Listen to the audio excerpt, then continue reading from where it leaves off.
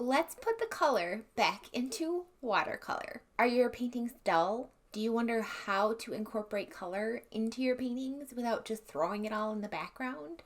I have 6 tips to share with you today to help you create colorful watercolors. Tip number 1, increase the saturation in your reference photo using an app like Canva. That's exactly what I did for these 2 portraits of Reba and Augie. Doing this made it super easy for me to see exactly where I could incorporate color into my portraits. Tip number 2 is to use strong color mixes. If you're going for a muted pastel look, do that. You don't need a strong color mix. But if you're not, if you're going for some bold vibrancy, you're going to want to make a strong mix of color to incorporate into your painting. We're doing this both because watercolor dries lighter when it is dry than when it's wet, and 2, because typically we hold back. We don't do as much as we think we should. And if we do that, we're going to end up needing extra layers to get the color that we're after, and that could get us kind of frustrated.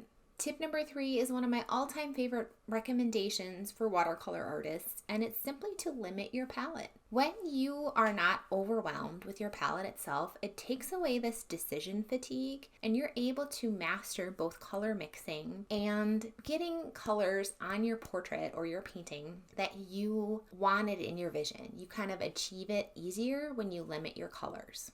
I have a palette of just 7 colors, and that's what I use for all of my paintings now. I'm not against trying new colors, and I really enjoy doing so, but I love having a limited palette because it also helps me to avoid mud when colors don't mix very well. It just helps keep things simple so you're not overwhelmed with too many choices.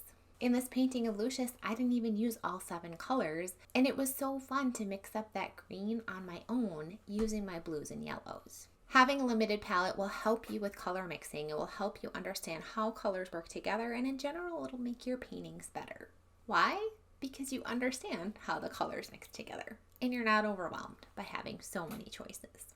Along with that is tip number 4, which is to choose your colors before you start painting. For this painting of a llama, I actually edited the color brown to turn to green in my photo editing app. You can use something like Canva, and I loved it.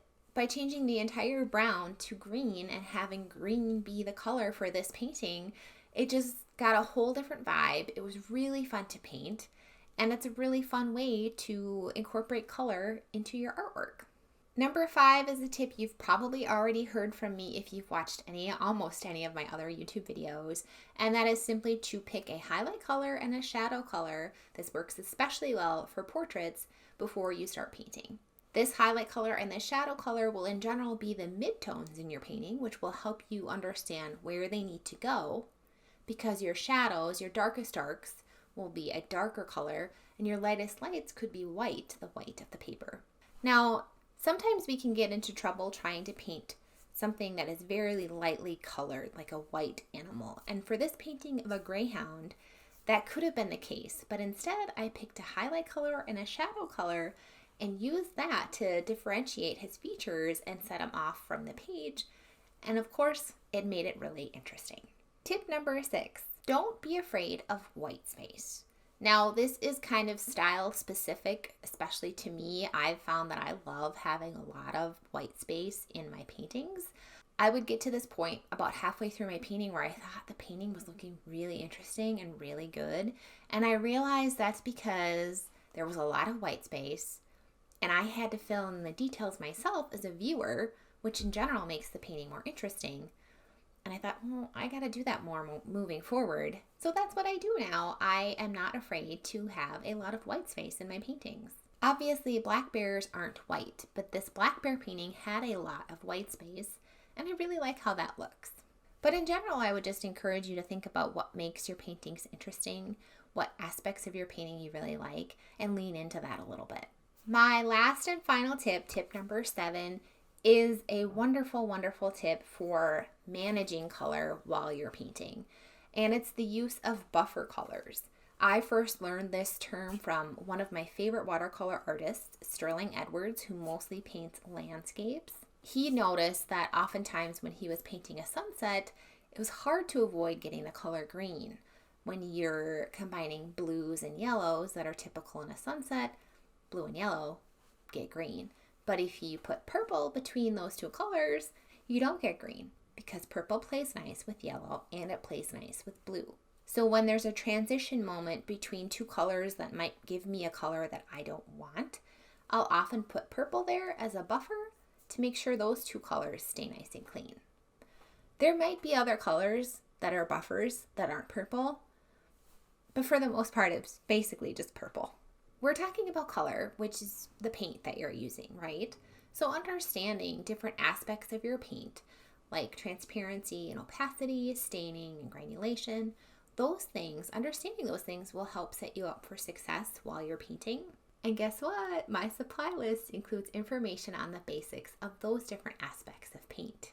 I go over the paint colors that are in my palette and why I like them and why they mix well together. I talk about how I set up my palette so that I have the 7 colors laid out by themselves, and then I have wells for mixing secondary colors, because you'll notice I don't have purple, orange, or green in my palette. I'd like to mix those from my primary colors. So if you want to learn more about color and paint itself, this resource will be very valuable to you.